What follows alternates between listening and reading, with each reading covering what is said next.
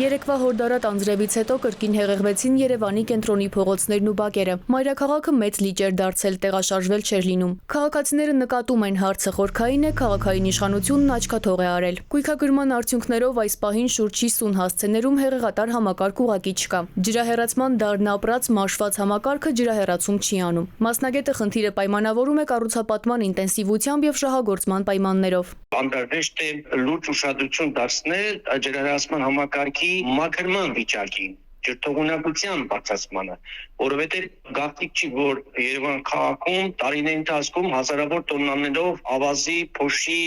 մանրահատիկ տեղում է կուտակվում եւ այդ կուտակումները, որոնք առաջացնում են ամենայն հավանականությամբ այդ ջրահեռացանցում, դրանք նվազեցնում են ջրթողունակությունը։ Երևանի ջրահեռացման գործող համակարգը չի կարողանում ընդունել եւ տեղափոխել մեծ քանակությամբ անձրևաջրեր։ Երևանի քաղաքապետի խորհրդականը պարզաբանում է պատճառներից մեկը տարբեր կառուցապատողների կողմից իրականացված միջամտություններն են, որոնց արդյունքում բակային հատվածների անձրև ընդունիչ ցանցերը ծածկվել են շինաղբի մնացորդներով։ Կամո Արեյանն ասում է, խնդիրներ հիմնականում առաջանում են կոյուղատար համակարգին միանալու հատվածներում։ Այս պահին նախագծանախշային աշխատանքները դեռ չեն ավարտվել, ավարտից հետո կունենանք ֆինանսական գնահատական, թե ինչքան գումար է անհրաժեշտ խնդրի արմատական լուծման համար։ Խնդիրը 3 փուլերով,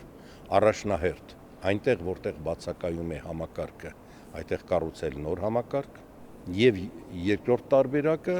խնդրահարույց հատվածներում իրականացնել վերակառուցում եւ անդրադառնալ բակային տարածքների հեղեղատար ցանցերին։ Համայնքի բյուջեն կբավարարի այս ծախսերը հոգալու համար, մտահոգ է Արեյանը, բայց մի բան հաստատ է, հորդարատ տեղումներից հետո համատարած մաքրման աշխատանքներ կձեռնարկեն։ Թարմություն էլ ունի հայտնելու քաղաքապետարանի հնաբնակը։ Ձեզ մոտ գալուց առաջ Յոլա ջրի տնօրենի հետ քննարկում էինք շատ արդիական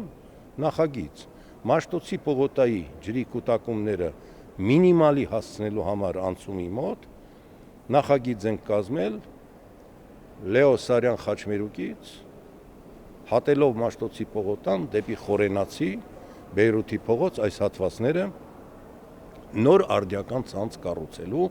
թեթևացնելու ծանրաբեռնվածությունը Մաշտոցի պողոտայի վրա։ Քննարկումը դեռ չի ավարտվել, ուսումնասիրությունների կարիք դեռ կա, ասում է Արեյանը։ Նախագիծն արդեն ունեն։ Գիտեն, որ առաջիկայում սպասվում են տեղումներ, զինվել են սպասարկելու։ Խնդրահարույց առաջնագծում Եղվարդի խճուղին եւ Մաշտոցի պողոտան են։